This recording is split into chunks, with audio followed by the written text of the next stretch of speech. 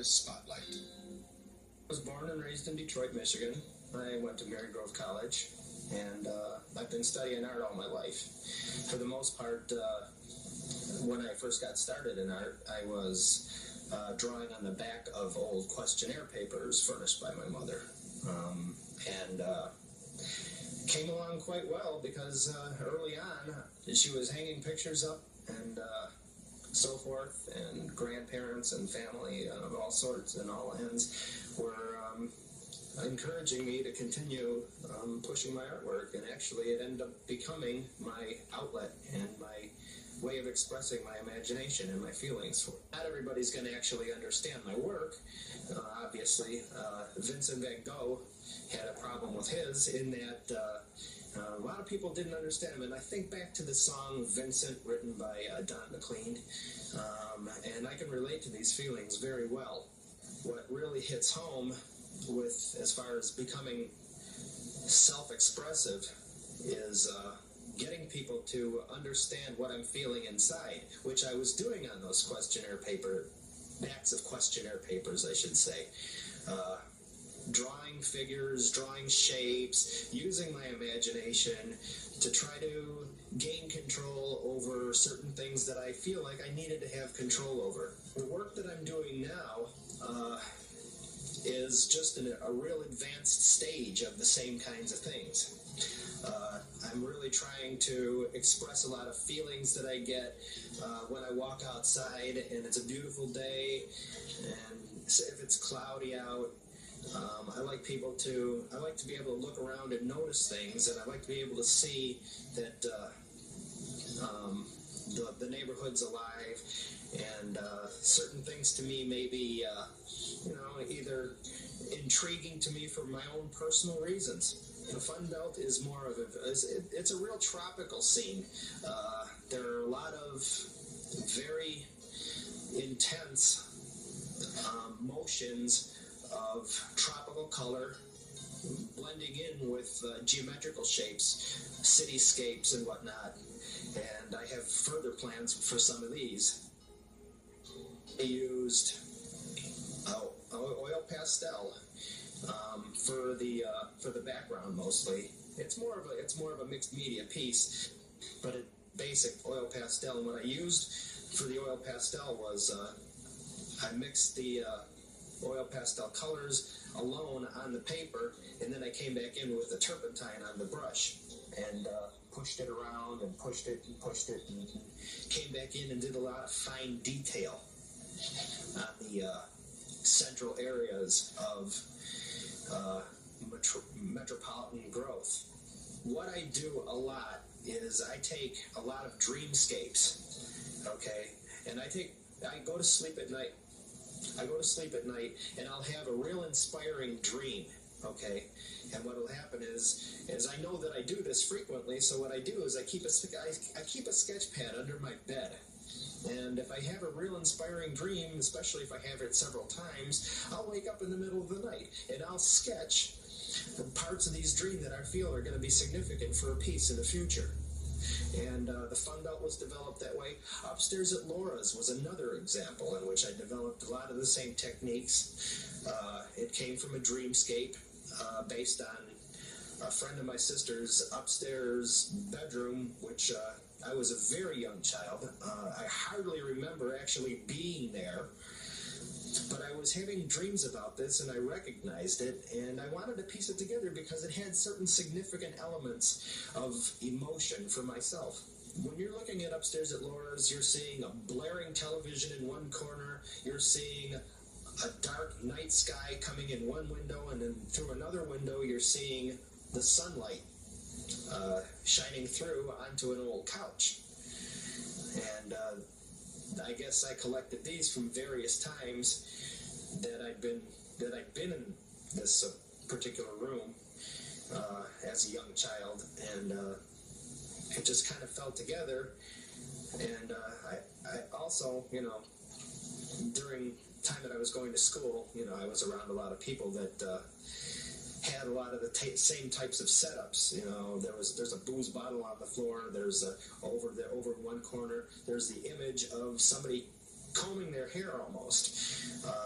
But you're seeing almost a nude figure out of the corner of your eye. And you can almost capture what that is, but it's really hard for some people to see it, and it's really easy for others. It's really easy for others to get the gist of what this was. And almost to the point of menacing is a piece called Wall Cloud, which really involves waking up and hearing storms and thinking that there's a tornado on the way. In fact, that's what a wall cloud is. It's the definition of a tornado cloud. That's what it's defined by a tornado cloud. Out of that, I drew more cityscapes possibly being damaged.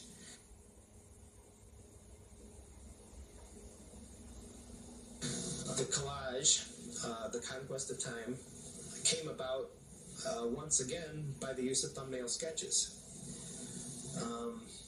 I wanted to emulate a lot of the seasonal changes and a lot of the atmospheric condition changes and the things that go on during various seasons. When you look at the picture, you'll see a lot of areas of red and white and yellow. Those are areas that I laid down with tape. And a lot of these images that you're going to see, you're going to have to kind of either use your own imagination to try to figure out what they are. In most cases, people are able to see these things for what I intended them to be. All of it's my own original work. Some of the pieces of the piece, I should say, are small drawings that I did. And I included those because I felt they were significant.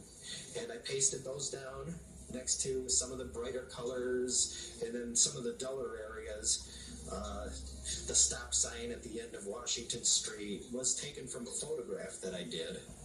And some of these photographs I actually layered on top of each other. I did a couple of different types of shoots of double exposure, not actually double exposures, but pretty much a reverse black and white and of the same size, a full color picture, and laid parts of the colored picture on top of the black and white to give it more of an interesting feel.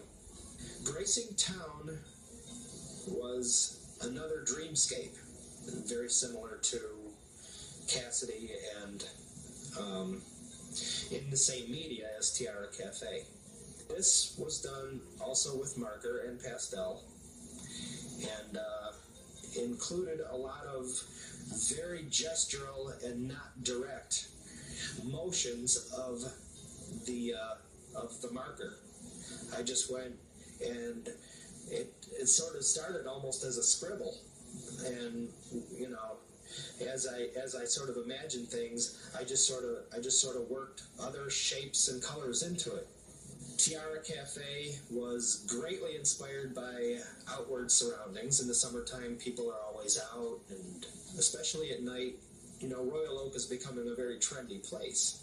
And this fascinates me, and I like the colors that I see moving in and out of Royal Oak, people dressing up, and I see the way people dress up in a lot of blacks and reds and whites, and these images come into my head and form a lot of, and I feel like I need to put these on paper. And this was somewhat of a dreamscape, but it was more based on seeing things around me. And actually what I did for Tiara Cafe was to go out to downtown Royal Oak and walk up there with my sketch pad and an easel and my box of